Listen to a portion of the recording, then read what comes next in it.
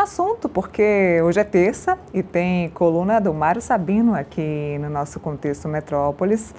Donald Trump disse em pronunciamento que não dará apoio a Maria Corina, conhecida opositora do regime de Maduro. Corina, inclusive, deu declarações de que pretende voltar à Venezuela o mais rápido possível. Mas por que Trump não apoia a Corina? Quais os motivos? Como eu disse, assunto da coluna de Mário Sabino, que já está aqui conosco. Sabino, muito boa tarde, bem-vindo ao nosso Contexto Metrópolis 2026. Feliz Ano Novo! Feliz Ano Novo, Nena. Tudo de bom. Tudo de bom. Bom, vamos falar um pouquinho de Maria Corina Machado. Falei um pouquinho dela aqui ontem, deixei claro sobre isso, até conversei com um venezuelano aqui ontem, um especialista em Venezuela e venezuelano. Perguntei a ele por que Maria Corina não seria uma escolhida para governar a Venezuela. Perguntei a ele se Maria Corina não teria chances, assim como Donald Trump disse, que ela não teria apoio popular na Venezuela. Ele disse que discorda completamente de Donald Trump, que como venezuelano, ele discorda completamente de Donald Trump e vê nela, sim, uma grande mulher e uma grande governante para o país dele. Mas eu queria te ouvir, já que o seu assunto hoje também é Maria Corina Machado. Pois então, ontem eu escrevi falando de que o Trump tirou, capturou o Maduro, mas havia decidido transigir com a ditadura venezuelana. Enfim, eu não vou aqui reelencar os diversos motivos pelos quais o Trump resolveu fazer o que fez. Mas hoje o New York Times traz uma reportagem muito interessante, elencando os motivos que os seus repórteres apuraram, evidentemente, pelos quais o Trump não apoiou, não apoia que a oposição venezuelana, na figura da sua principal líder, assuma o poder na Venezuela. Na verdade, não seria a Maria Corina assumir, mas o candidato substituto, que foi eleito legitimamente e que não assumiu devido à fraude perpetrada pelo Maduro e os seus asseclas. Não se trata, Neila, de falta de apoio popular, exatamente. O que houve foi um desgaste muito grande entre a oposição venezuelana, entre a Maria Corina e a Casa Branca, segundo sempre o New York Times, e que me pareceu uma reportagem muito consistente. Houve, por exemplo, um mal-estar, porque o encarregado da Venezuela, americano, de cuidar dos assuntos da Venezuela, em janeiro passado, quis encontrar a Maria Corina em Caracas. E a Maria Corina se recusou a encontrá-lo, alegando falta de segurança, apesar de todas as garantias que lhe foram dadas pelos americanos. O máximo que houve foi uma conversa telefônica que parece ter sido cordial, mas, enfim, não houve um encontro, não houve um tete-a-tete. Os Estados Unidos pediram à oposição venezuelana uma lista de presos políticos. E a oposição venezuelana não deu essa lista. Por que não deu? Bem, diz que isso poderia configurar uma participação e uma negociação com o regime, entre outras razões, o que não parece fazer sentido. A Maria Corina também, de acordo com o New York Times, apurou junto ao governo americano, nunca apresentou um plano consistente de como chegar ao poder uma vez acabada a ditadura. Quer dizer, como assumir o poder, como planificar essa essa subida ao poder. Isso causou muita insegurança aos americanos, né? O Trump recebeu também um relatório dizendo que se a oposição, nesse momento, assumisse o poder, isso causaria ainda mais instabilidade na Venezuela. E que esta instabilidade poderia levar a que os Estados Unidos tivessem que fazer uma intervenção mais consistente, uma intervenção militar mais consistente no território venezuelano. E isso não se queria de jeito nenhum.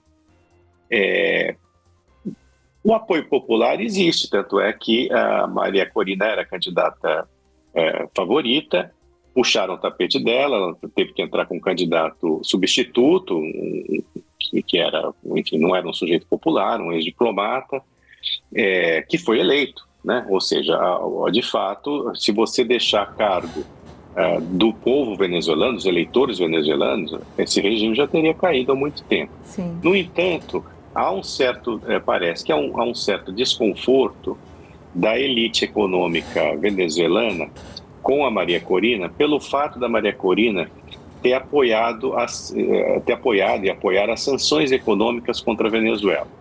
Por que essa elite econômica estaria contrariada?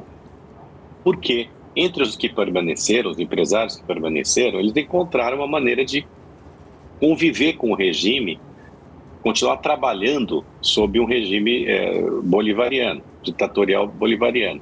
E as sanções econômicas certamente não ajudam os empresários venezuelanos, porque eles sofrem com essas sanções, né? Falta de matéria-prima, problema para comprar produto, exportar produto, enfim, tem uma série de restrições, né, que afetam a vida de todo mundo.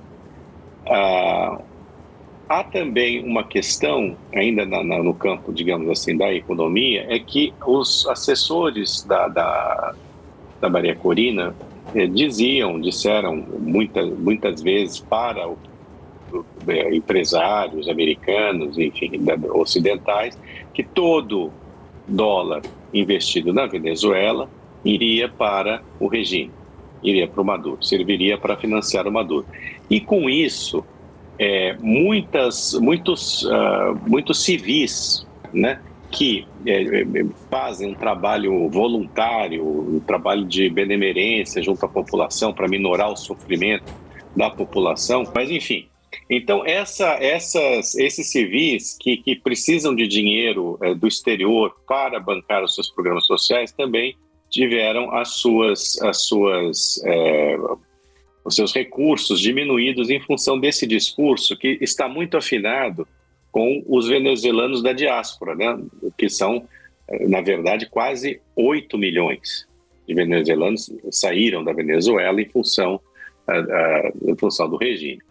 Então, enfim, tem essa série de elementos, de fatores que levaram a que o Trump, que o governo americano, resolvesse, neste momento, não levar adiante a oposição, né, numa mudança de regime, de fato. É óbvio que não se trata só disso. Quer dizer, o Trump resolveu trabalhar com essa ditadura, já antevendo a possibilidade de mandar na Venezuela, né? E de ter uma inserção americana na economia muito maior, principalmente no setor petrolífero. Então, assim, eu acho que o Trump erra ao transigir com a ditadura. Evidentemente que o povo venezuelano, que é o mais sacrificado, já não aguenta mais essa gente, né? E essa gente precisaria pagar pelos seus crimes. Mas, ao mesmo tempo, você tem esses fatores, esse ruído entre a oposição venezuelana, a Maria Corina Machado, né, e a Casa Branca, e o Donald Trump. Isso vai se resolver? Bom, tudo ainda é muito prematuro você dizer qualquer coisa. Eu acho até e não está nem muito claro para os Estados Unidos como é que eles vão proceder na Venezuela. Agora, não deve ser uma situação que deixará de ter uma definição ainda, acho eu, ainda neste semestre, né? É preciso que se aponte um caminho para a Venezuela, né? Que os venezuelanos construam esse caminho, independentemente da tutela americana ou do grau dessa tutela. O fato é que é uma tremenda velha novidade, né, digamos assim, essa intervenção americana em um país sul-americano, em um país latino-americano, porque, afinal de contas, ninguém imaginava, apesar de todas as declarações que ele deu, apesar do plano de segurança nacional, plano estratégico que foi divulgado pela Casa Branca em dezembro, ninguém acreditava que ele ia levar a cabo, de fato, a política do porrete, né? Voltando à época da doutrina Monroe, né? Que considerava o hemisfério ocidental, em especial as Américas, quintal americano. E é dessa maneira que o Trump está tratando o nosso subcontinente. Eu só queria deixar claro o seguinte: eu acho que toda e qualquer queda, né, de todo e qualquer ditador deve ser comemorado, né? Agora, desde que a substituição seja por um regime democrático. Né, Sabino? Vamos ver agora o que vai acontecer. Por enquanto temos uma presidente eleita ontem, né, que se não for mais chavista do que o próprio Nicolás Maduro, talvez seja. Ela não foi eleita, né? Ela foi, na verdade, ela foi empossada, né? E se trata de um personagem muito, muito conhecido do regime chavista e que tem a imagem, pelo menos, de uma pessoa mais pragmática. E isso, de certa forma, facilitaria o trabalho dos americanos, né?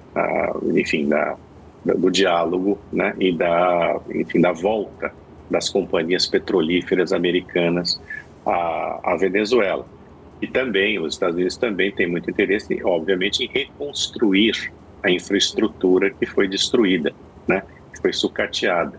Porque a Venezuela, apesar de ter as maiores reservas de petróleo do mundo, hoje é um país que produz pouco petróleo, em função da falta de justamente, seus campos estão sucateados, os campos de exploração, e também eles já não contam com capacidade de refino.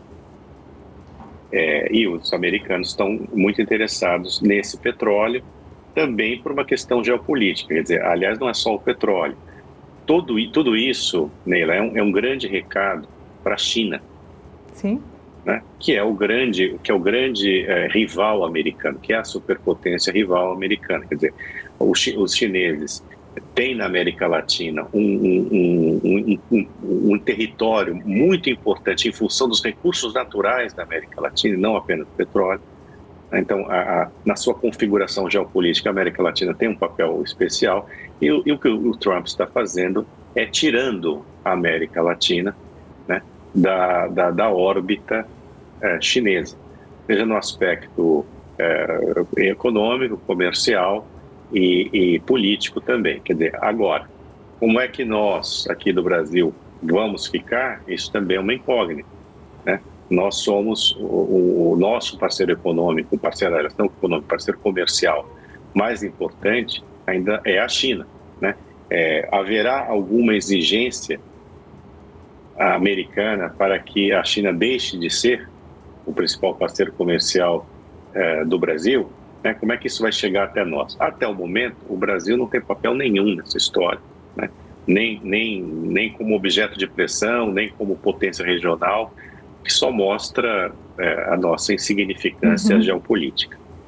É isso, sigamos acompanhando, vamos acompanhando os próximos dias dessa virada da Venezuela e dos Estados Unidos. Sabino, te agradeço muito, obrigada pela análise, pelos comentários aqui no Contexto Metrópolis. Eu que agradeço, Leila. Bom ano outra vez para você e para todos que nos assistem aqui.